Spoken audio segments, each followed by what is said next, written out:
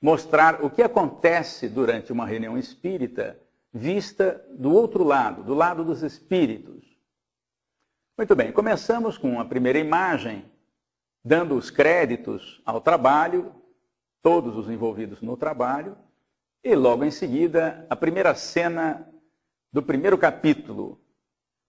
Antônio Carlos Tonini volitando com um companheiro que vai acompanhá-lo até a casa espírita, de uma região que ele conhecia bem. Ele morou nessa cidade, trabalhava noutra casa, era um trabalhador espírita, desencarnou e, do outro lado da vida, quis conhecer o que acontecia durante uma reunião. Já que do lado de cá ele tinha conhecimento, do lado de lá ele queria saber como as coisas funcionavam. Muito bem, costumo brincar que nessa cena em que eles estão volitando, você não deve tentar fazer isso em casa, porque com este corpício ainda não é possível volitar. Já dentro da casa espírita, eles são recebidos por um responsável. Toda casa espírita, todo núcleo, em qualquer organização terrestre, sempre existe um espírito responsável que cuida do bastidor. E a casa espírita não é diferente. Joel é o espírito encarregado dessa direção. Ele recebe Tonini, o cumprimenta e aproveita para apresentar a Tonini Marcos, o espírito que está logo atrás do Joel, à direita, é que ficará responsável por acompanhar Tonini nas suas observações durante a reunião. Logo em seguida, o mesmo Joel reúne todos os trabalhadores, horas antes até da reunião começar aqui na Terra. Todos os trabalhadores se aproximam, vão ao salão principal para a prece e para a sua preparação. Costumo brincar também que nessa reunião de espíritos não tem nenhum anjo com asa. Os espíritos, nada mais, nada menos, são aqueles que saem da Terra e continuam suas experiências do outro lado. Portanto, há muito trabalhador aqui da Terra que desencarna e continua trabalhando na sua casa de origem, por exemplo. Feita a preparação, começam as observações ainda sem o público ter chegado à casa. Uma das coisas que a que Tonini se refere é que toda instituição tem uma equipe de defesa, uma equipe de segurança. Por que isso? Ora, porque aqui na crosta aglutinam-se muitos espíritos que não têm o ideal do Cristo, estão distantes das lições de Jesus e, portanto, eles poderiam invadir o ambiente. É preciso ter seguranças para isso. E já no salão principal, o Tonini mostra, numa posição mais alta, como se estivessem numa outra estrutura, e veremos mais adiante como é que isso é feito, 2 responsáveis pela segurança estão dentro do salão, com um dispositivo que permite, eventualmente, se for necessário, sedar com um pequeno raio, que não mata ninguém, mas pode sedar um espírito que esteja presente à reunião, e ainda que tenha sido autorizado, na hipótese dele ter um surto, ele possa simplesmente ser sedado sem causar maiores constrangimentos ao desenrolar da reunião. Então, o Marcos mostra ao Tonini esses 2 espíritos que já estão apostos para essa eventualidade, quando os encarnados e os desencarnados forem admitidos ao salão principal. Falamos então de uma primeira equipe, que é a equipe de segurança que a Casa Espírita deve e tem. Agora vamos falar de uma outra equipe que também a Casa Espírita tem, é a equipe médica. O responsável pela equipe médica já está no ambiente que será utilizado para os passes, e observa-se que 2 trabalhadores carregam uma espécie de ânfora à mão, e o Tonini pergunta o que é isso ao Marcos. E o Marcos explica que aqueles são recursos colhidos na natureza, aqui na natureza densa, mas eles recolhem os fluidos que são emitidos pela natureza densa. Vamos ver que tipos de fluidos são obtidos na natureza. Essências que saem das árvores, das raízes, das cascas das árvores, muito antes das folhas, mas também dos frutos e também das flores. E, é claro, não podemos esquecer da água. o solvente universal, de onde saem muitos recursos para o tratamento na casa espírita durante a atividade do passe.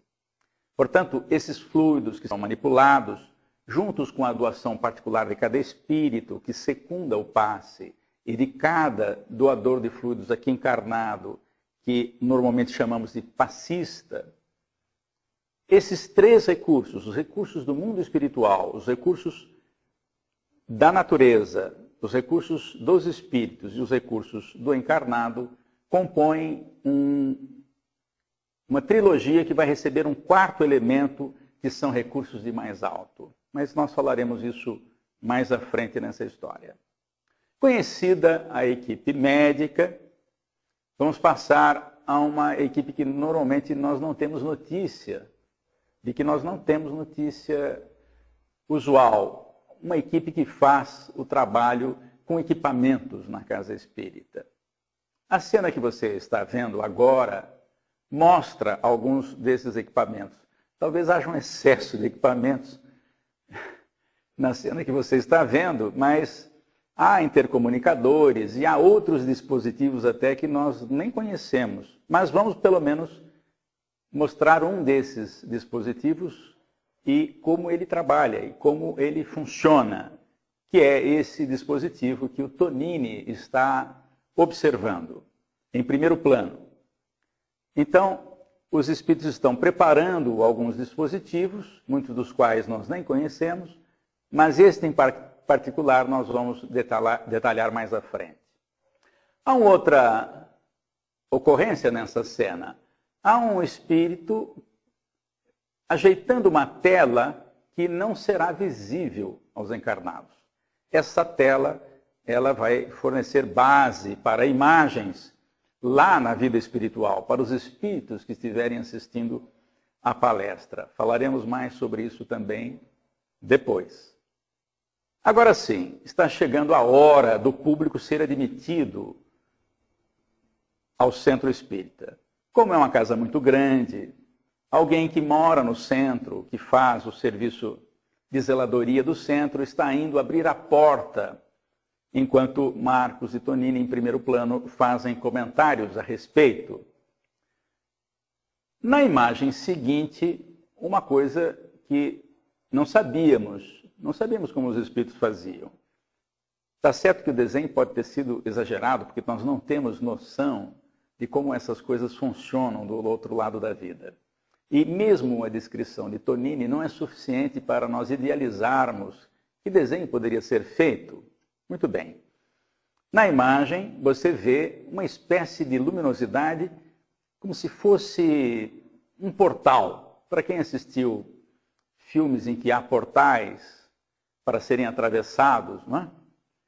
Esse seria um portal. Qual é a finalidade desse portal logo à frente da entrada de uma casa espírita? É exatamente para evitar que espíritos não autorizados entrem naquele ambiente. E não é preciso ninguém ficar impedindo a entrada deste ou daquele, o que seria muito constrangedor. É um portal iluminado e que só permite passar espíritos acima de determinada frequência de pensamento. Portanto, nós não temos maiores preocupações quando entramos na casa espírita desse jeito, porque os espíritos não autorizados ficam lá fora. Naturalmente, há aqueles casos difíceis, por exemplo, de uma ligação obsessiva entre um encarnado e um desencarnado, cuja separação talvez não fosse conveniente. Há mesmo referência na bibliografia espírita que uma obsessão de muito tempo não pode ser desligada de uma hora para outra, porque inclusive pode haver prejuízo de saúde e às vezes até de morte para aquele que está encarnado. Esse portal, então, tem essa finalidade. Separa sem precisar ninguém ficar lá impedindo a entrada deste ou daquele e, portanto, não constrangendo os trabalhadores. Vocês vão notar aí que há trabalhadores encarnados entrando, há inclusive uma criança dando a mão à sua mãe. Estão entrando porque a Casa Espírita também tem, no dia da reunião pública, um espaço reservado à noção espírita e evangélica, segundo o Espiritismo, para crianças e jovens. E essa casa tem essa atividade durante a reunião pública. É uma casa grande. E você pode ver também, à frente da imagem, vários espíritos, com o perispírito de tonalidades diferentes. Foi usada a cor escura para mostrar aqueles espíritos que estão aqui na crosta e que não conseguem ascensão e, portanto, diante daquela luz muito grande que o portal oferece, muitos até confundem como sendo ali a porta do céu. Há essa referência. Mas não é o céu, é aqui uma casa espírita recebendo necessitados do mundo espiritual e também aqui do mundo material. Estes espíritos mais escuros na cena, eles não estão autorizados a entrar, e isso é feito de maneira muito natural, como já explicamos. Muito bem, já dentro da casa, passemos a outro momento importante na reunião. É o momento de preparação, a reunião está por começar. A maioria das casas usa o recurso da música ambiente, da música de fundo, suave, mas que emociona, e que fica permanentemente recebendo os companheiros que estão chegando. Mas em algumas casas há também a música ao vivo, onde um trabalhador que toca algum instrumento, quase sempre o violão, e também canta, faz uma apresentação, às vezes até mesmo a prece musical. Na imagem que você está vendo, esse trabalhador tocando violão faz então a preparação do ambiente. E aí já chegam os primeiros recursos de instâncias superiores. Essa referência de recursos que vem de instâncias superiores foi pela primeira vez mostrada na obra psicografada por Francisco Cândido Xavier, chamada Os Mensageiros, o segundo livro da série André Luiz. Foi lá que André Luiz, pela primeira vez, falou que na hora do passe, feito lá na vida espiritual, também existem recursos chegando de mais alto, mostrando que há uma hierarquia muito interessante que nós vamos conhecer um dia, ou vamos relembrar um dia, de como funcionam os trabalhos intercessórios. Esses recursos caindo sobre o orador caem também sobre toda a plateia que já está presente, como se fossem pequenas pétalas, pequenos flocos de energia. Caem sobre todos para melhorar a condição ambiente. Não é ainda o passe, mas os recursos chegam logo no início, como uma preparação dos trabalhadores, para quem vai fazer a palestra, para os demais trabalhadores e também para o público que vai ouvir e participar.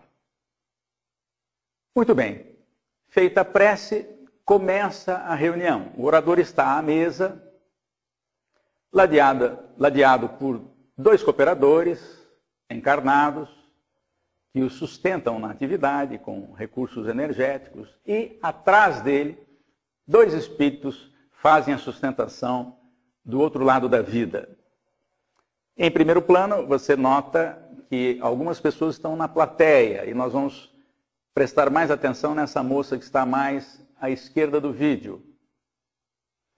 A palestra começa e um jato de luz que liga pensamento do espírito que está atrás do orador encarnado e a mente do orador mostra o seguinte: a ideia é passar que existe uma ligação de quem fala na casa espírita com a mentoria. Pode ser o mentor do próprio orador ou alguém mais, que está ali para secundar a fluência das ideias. Mas um detalhe: esse espírito que está por trás disso, que facilita as lembranças do orador, não pode nunca colocar na boca do orador, ou melhor, terá muita dificuldade de o fazer, nunca não deve falar, caso a informação não esteja no conhecimento do orador. Se o orador não conhece uma história que seria muito bom contar naquele momento, mas ele desconhece essa história, ainda que o mentor conheça a história, ele terá muita dificuldade de passar isso. Por quê? É como se nós, não tendo um arquivo no computador, quiséssemos chamá-lo, quiséssemos buscá-lo. Nós não vamos conseguir. Por quê? Porque o arquivo não está lá. Portanto, o orador traz o seu conhecimento, é com este conhecimento que os espíritos trabalham. Claro, pode haver exceções. Às vezes, uma providência, uma visão, uma imagem pode ser mostrada ao orador, a audiência do orador pode ser ativada, de modo a ele falar uma coisa, vendo o que está acontecendo, para ilustrar melhor. Mas isso nem sempre acontece para a maioria dos oradores encarnados aqui. O fato é que a palestra desenrola e, normalmente, nós não imaginamos o que está por trás de uma palestra. Porque na mente daqueles que assistem à palestra, os pensamentos estão sendo trabalhados. As ideias do orador, sendo colocadas, acabam despertando os pensamentos de todos os encarnados. Esta jovem, em primeiro plano, tão logo o orador faz uma referência às atitudes evangélicas, do respeito ao próximo, faz com que a moça lembre imediatamente de um episódio daquele dia, no início do dia, que ocorreu entre ela e sua mãe. Por uma bagatela, uma coisa mínima, ela brigou com a mãe antes de sair para o trabalho. Falou-lhe rispidamente e depois saiu, como a gente costuma dizer, pisando nas tamancas, bateu a porta e deixou a mãe entristecida. Pois, quando o orador fez a referência evangélica, imediatamente ela se lembrou do inconveniente que plantara no coração materno. E ouvindo a palestra e a referência evangélica, propôs a si mesmo, quando chegar em casa, vou pedir desculpas à minha mãe. Estas e outras ocorrências são mais comuns do que a gente imagina. E nós, aqueles que falam em público e aqueles que ouvem aqui na Terra, não têm noção do que está acontecendo perto, portas íntimas adentro da criatura, porque os pensamentos não param. E às vezes a reflexão de um minuto é motivação para a mudança de comportamento, que é o que se deseja. A proposta de Jesus é que mudemos o nosso comportamento. Não para sermos bonzinhos, é porque existe uma relação entre comportamento e doença, por exemplo, que nós sabemos hoje pela doutrina espírita. E por isso a advertência de Jesus, toda vez que curava, primeiro uma advertência de que Jesus não curava ninguém, ele propunha a cura, acrescentava recursos, mas a cura só viria se a pessoa se modificasse. Então, ao curar, Jesus sempre dizia, tua vontade te curou, vá e não erres mais para não te acontecer coisa pior. Ora, que referência é essa? Senão uma relação de causa e efeito entre comportamento e doença. São os nossos comportamentos que geram as nossas doenças. Voltando um pouco atrás, nós falamos agora há pouco na palavra vontade para ilustrar uma frase de Jesus, mas Jesus usou a palavra fé. E fé, segundo Allan Kardec, no capítulo 19 do Evangelho segundo o Espiritismo, é uma combinação de 3 fatores: vontade, certeza e lucidez. Vontade para desejar fazer, certeza de que vai conseguir e lucidez para escolher os melhores caminhos. Isso está no capítulo, repetindo, 19 do Evangelho segundo o Espiritismo. E, portanto, essa referência mostra, como eu já falei, uma relação de causa e efeito entre a minha vontade e as minhas doenças.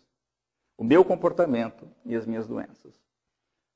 Muito bem, seguimos em frente agora na história.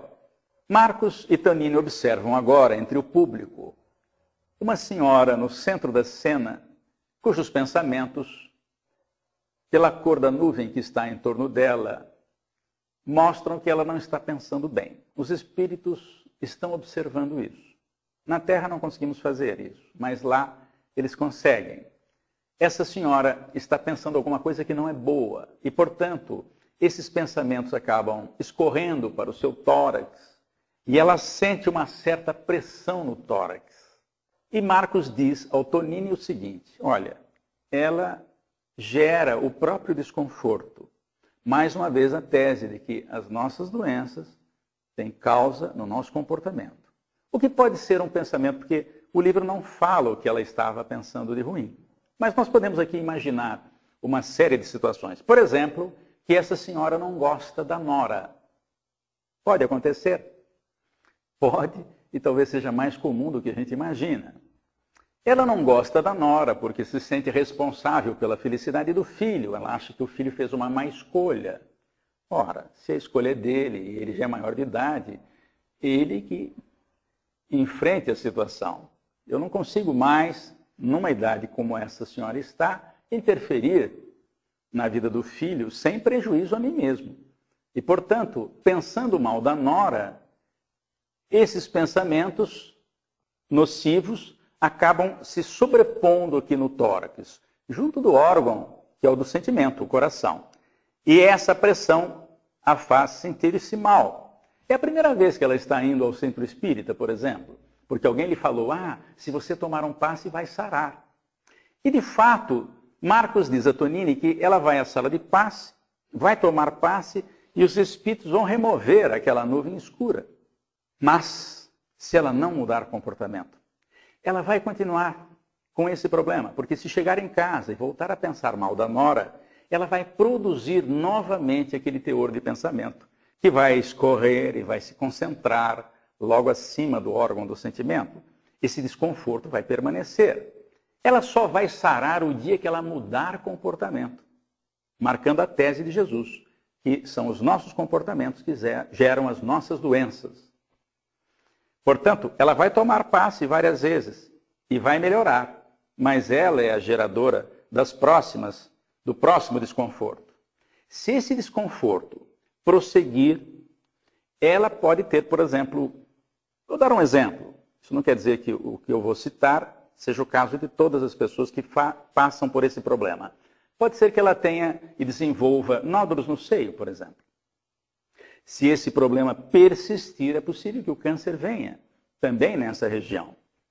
E às vezes em palestra, algum homem levanta a mão, seu Américo, quer dizer que eu nunca vou ter câncer aqui no tórax, porque eu não tenho seio. Eu respondo, cuidado, porque o órgão de choque pode ser outro. Somos nós que localizamos a energia negativa onde a gente quiser. Por quê? Porque há órgãos de choque por todo o corpo. E às vezes, se na mulher é aqui, nesse caso, no homem pode ser no outro órgão. Mas vamos em frente. Agora a cena mostra 3 pessoas, uma dormindo profundamente, a outra cochilando, e uma terceira, uma senhora, que está piscando pesado. Por que colocamos isso? O livro fala que as pessoas, quando vão a uma casa espírita, nem sempre se comportam atentos. Há pelo menos 3 causas identificáveis. Podem existir outras. Aquele senhorzinho mais no fundo, que dorme profundamente, faz um trabalho difícil, um trabalho braçal, chegando à casa espírita, está cansado, o ambiente da casa espírita favorece, a leveza do ambiente, do ponto de vista fluídico, energético, facilita, ele aproveita aqueles instantes e acaba descansando ali mesmo. Já isso não acontece com aquela senhora que está piscando duro. Ela não está prestando atenção direito na palestra, e quando não presta atenção, ela se desinteressa, acaba fechando os olhos muitas vezes, piscando duro, é capaz de dormir. Talvez seja por causa também do orador. O orador às vezes não está agradando. Pode acontecer, não está num dia bom, não está num dia feliz. Mas também ela não exerceu a vontade no sentido de aprender com as lições que são faladas na casa espírita. Todo orador, todo falador da casa espírita tem uma coisa a dizer, tem uma experiência a contar. E, portanto, nós podemos nos utilizar dessas experiências se estivermos atentos. Mas, em primeiro plano, aquele que dorme aí profundamente, esse senhor está sob influência. O espírito que o influencia não gosta que ele vá ao centro. Ele não entrou, está lá do lado de fora. E tem uma nuvenzinha escura aí, né? Um pensamento, como se fosse um jato de pensamento escuro, dirigido a ele, pelo seu amigo, o obsessor, que o aguarda sair do centro. Ele não conseguiu entrar, mas lá do lado de fora, ele hipnotiza à distância o seu companheiro encarnado. Por quê? Há múltiplas explicações. O livro não fala qual é esse caso, mas muitas pessoas dormem numa reunião por influência obsessiva ou por influência perniciosa de espíritos que não puderam entrar e não querem que o seu protegido, entre aspas, se desconecte da sua tomada mental. Porque quase sempre, quando a pessoa entra na casa espírita e enxerga o mundo de outro ângulo, uma outra panorâmica, essas conexões com espíritos necessitados inferiores acabam se desfazendo. E esses espíritos não querem que isso aconteça. Mas prossigamos no nosso centro espírita, visitando as tarefas lá do outro lado. Agora é um senhor cuja tela mental nós não estamos vendo ainda, mas vai aparecer daqui a pouco na sua tela. Tonini está percebendo, com a ajuda de Marcos, que este cavalheiro não está atento à palestra. Ele olha, mas não vê. Não enxerga. Ele está pensando em alguma coisa. Vamos ver o pensamento dele. Ele está pensando nos negócios. Está se vendo na mesa de trabalho, no escritório. Tonini pergunta a Marcos se ele está com algum problema. Ele diz, não. Ele só está preocupado em ganhar dinheiro. Pode ser que esteja visitando pela primeira vez a casa espírita e ainda não atentou para a proposta dos espíritos. Portanto, isso é muito comum na casa. Aquelas pessoas que vão assistir a palestra, mas estão vivendo uma outra realidade nos seus pensamentos. Bem, agora chegou a hora de nós conhecermos o que acontece do outro lado da vida para aqueles espíritos que entraram para também assistir a palestra. Algumas pessoas podem ficar preocupadas quando entram numa casa e sentam-se à cadeira. Elas podem se perguntar, será que eu estou sentada no colo de um espírito? Ou é ele que está no meu colo? Isso seria constrangedor. Nós, na casa espírita, não temos essa preocupação quando já somos de algum tempo na doutrina. Mas aqueles que chegam pela primeira vez podem ter essa dúvida. A cena que você vai ver mostra que há um mezanino, uma região estruturada no mundo espiritual, com recursos de matéria do mundo espiritual, para receber exatamente os espíritos que vão acompanhar a palestra. Eles estão ali no mezanino, assistindo a palestra. Agora vai entrar em ação aquela tela que estava atrás da mesa do orador, foi mostrada na preparação, e que os encarnados não veem a tela, mas os desencarnados estão vendo. Quando o orador faz uma referência a Jesus de Nazaré, ensinando determinada parábola, essa imagem vem à frente de todos. Os espíritos. Os encarnados não vão ver, a menos que tenha alguma coisa do projeto imagem. Mas, lá na vida espiritual, esse recurso é bastante utilizado, mostrando que também na vida espiritual eles usam a imagem para comunicar melhor uma ideia. E lá eles devem ter os originais da vida de Jesus. E, portanto, eles podem ver ao vivo e em cores como é que foi isso. Muito bem. Agora vamos sair da reunião pública e vamos a um outro setor da casa. Estamos agora vendo uma cena na área dedicada às crianças. Antigamente se chamava de evangelização infantil, algumas casas hoje chamam de apoio à família, ou a educação espírita da infância. Nós estamos vendo dois ambientes de crianças menores à esquerda e por dentro da parede, que para os espíritos não tem muita interferência, uma parede aqui na terra, nós estamos vendo a sala contígua, do lado direito, crianças um pouco maiores. E uma professora em cada uma das salas, fazendo a sua aula, mostrando a sua aula e fazendo a sua atividade. Tonini recebe a informação de Marcos que a importância dessa fase no período infantil transcende as expectativas terrestres. Por quê? Aquelas sementes lançadas na época da formação da personalidade, que é até os 7 anos, até antes disso, dizem alguns psicólogos. Os 4 primeiros anos marcam profundamente a criatura. E a criança que vai para a casa espírita e recebe a orientação evangélica, e os pais complementam em casa, porque só no centro, uma vez por semana, a gente não consegue nada. É preciso trabalhar os pais. E algumas casas, então, têm esse trabalho junto dos pais, alertando que os pais têm que dar uma continuidade nas propostas que as suas crianças recebem na casa espírita. Crianças e jovens, é claro. Mas diz o Marcos para o Tonini que sementes lançadas, quando chega a época mais difícil da reencarnação, que é o período da puberdade, da transição para o período adulto, nessa transição os apelos do mundo são muito grandes e poucas casas espíritas hoje têm mocidades, têm grupos de jovens, exatamente porque o mundo tem um apelo muito grande hoje. Baladas, internet, MSN, enfim, por aí afora. Mas, diz o Marcos, se a semente foi lançada, muitas vezes nós conseguimos evitar que um jovem se comprometa diante de alguma circunstância da vida, porque a semente estando lançada, nós conseguimos ativar a lembrança dele para aquele ponto da lição. E às vezes com isso conseguimos evitar um mal maior, ou até evitar o mal. Mas Tonini observa que há outras mulheres na sala, espíritos, que estão observando a aula. E ele pergunta o que é. E ele diz, Marcos diz que estas mulheres faliram na tarefa de educar os seus filhos. E agora estão se preparando novamente na vida espiritual, observando o que se deve fazer com as crianças, para, em voltando à Terra e serem mães novamente, se preocuparem mais com a educação, com o processo educativo das crianças.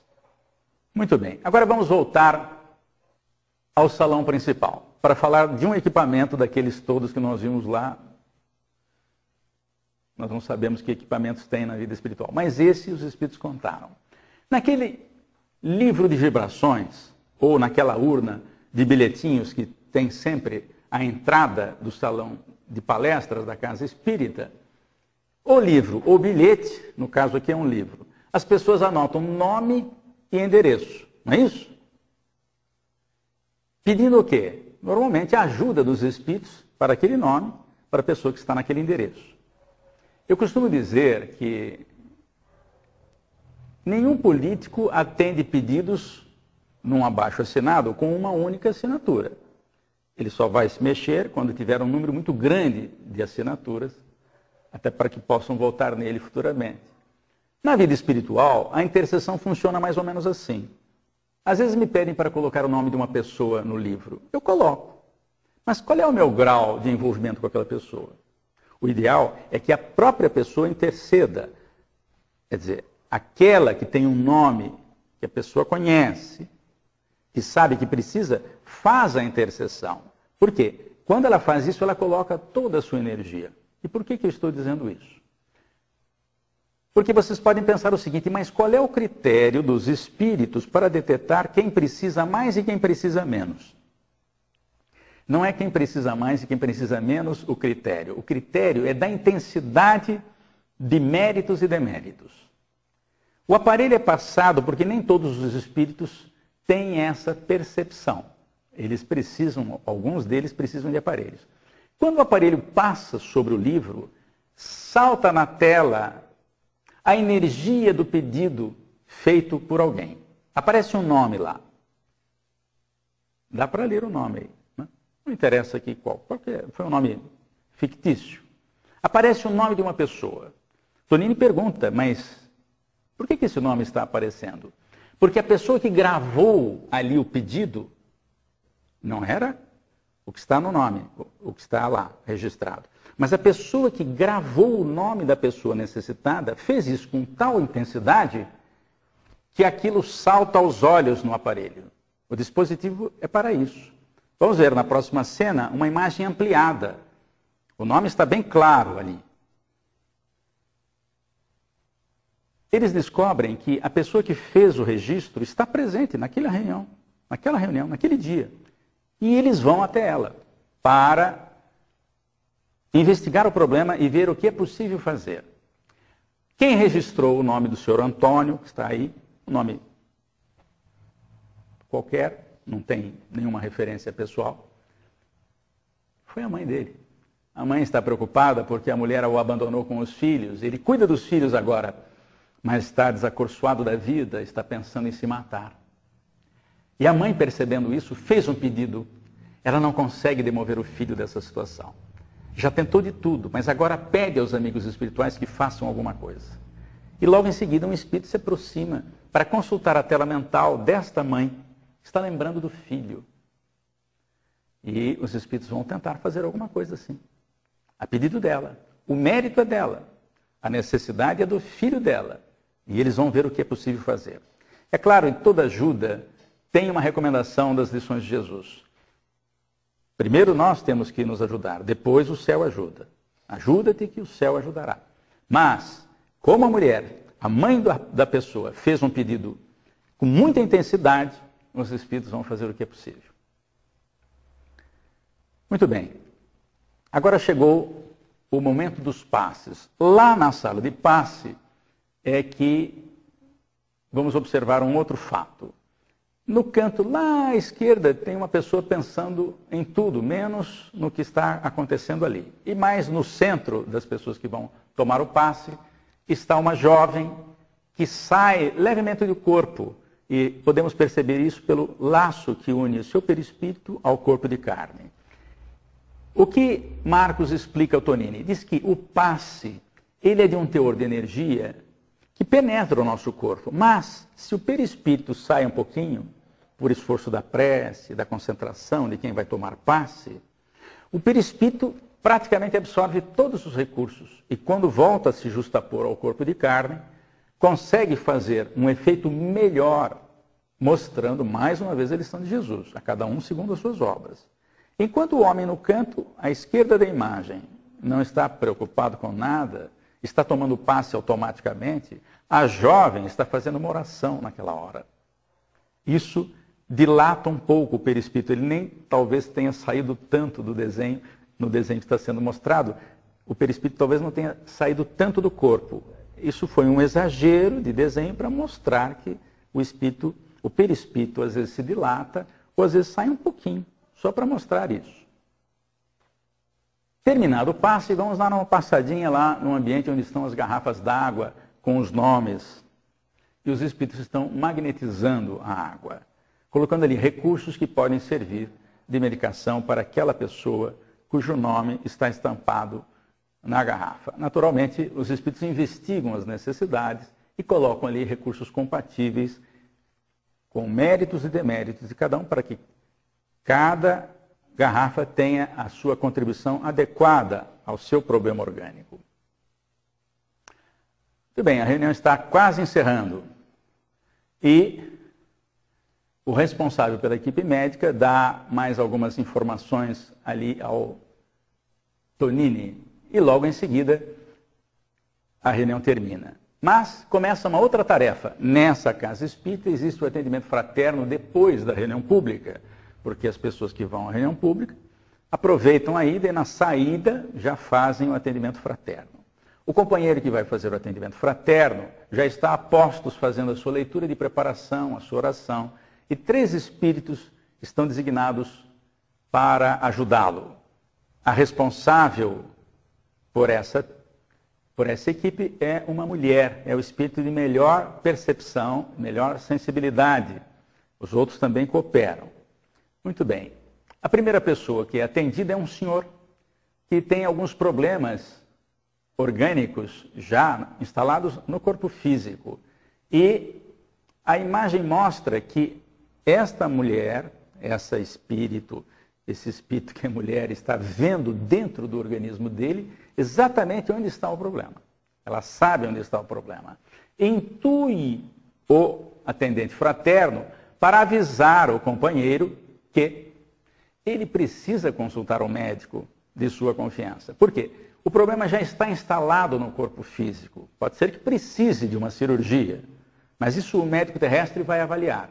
Do lado dos espíritos, ela está observando que a lesão, do outro lado, está observando a lesão e vai contribuir fluidicamente para que isso melhore também. Era a primeira vez que o senhorzinho estava indo ao centro espírita. Recebe uma intuição da atendente, ele, o atendente fraterno, aliás, para que oriente essa pessoa para vir nos dias de tratamento de passe, por algum período, em função do problema, mas que ele não dispense o tratamento médico.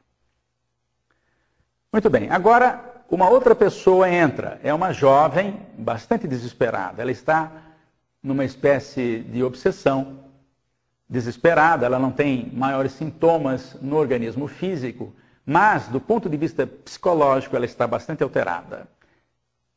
Essa mulher, chefe da equipe, observa o psiquismo lá no fundo para saber o que está acontecendo e identifica imediatamente o problema. Ela está ligada a uma entidade que a persegue, está do lado de fora, não foi autorizada a entrar. Ela identifica esse problema e orienta o atendente fraterno para dizer a ela que comece também um tratamento de passes e também vai colocar o nome dela para o tratamento da desobsessão, porque ela está com uma influência perniciosa. E alguém poderia perguntar, mas que problema é esse? É o marido dela. Dessa encarnação não, ela nem casou. É o marido da outra encarnação, que ela abandonou. E esse marido não perdoou-a. Ela já está encarnada outra vez e o marido a persegue. Isso nos leva a muitas reflexões. Há sintomas que não sabemos as causas, mas elas às vezes são profundas, estão lá em outras vidas. E os sintomas estão começando a aparecer. Por sorte, ela procurou a casa espírita. Vai ser orientada, vai estudar, vai fazer cursos, vai entender a proposta de Jesus. E em se modificando, vai ajudar o marido a se modificar. Mas por enquanto, essa atendente manda entrar o espírito obsessor do passado. O marido entra, feroz, querendo agredir, mas é impedido disso. E ela conversa com ele, dizendo que as coisas vão se resolver de alguma forma, ela vai perceber o erro, ela vai se modificar. O livro não fala da solução do problema, mas isso acontece muitas vezes em muitas casas espíritas. As pessoas chegam, não sabem o que está acontecendo, os encarnados também não, mas propõem o conhecimento da doutrina e também do Evangelho de Jesus para mudar comportamentos. É isso que vai ajudar a mudar os outros. Muito bem, a reunião está terminando e agora os espíritos saem em caravana. Por quê? Aqueles nomes e endereços registrados, muitas vezes, não estiveram presentes na reunião. Portanto, equipes de espíritos saem agora da instituição, cujas portas se fecham para os encarnados, que vão para suas casas dormir, mas os espíritos continuam em ação. Agora, volitando, levam alguns espíritos necessitados para colônias. Outras duplas de trabalhadores vão até lares cujos nomes e endereços foram colocados no livro ou naquele bilhetinho despretensioso que a gente colocou na urna. Nada disso deixa de ser levado em conta por uma questão de respeito dos espíritos à casa que trabalha em nome do Cristo.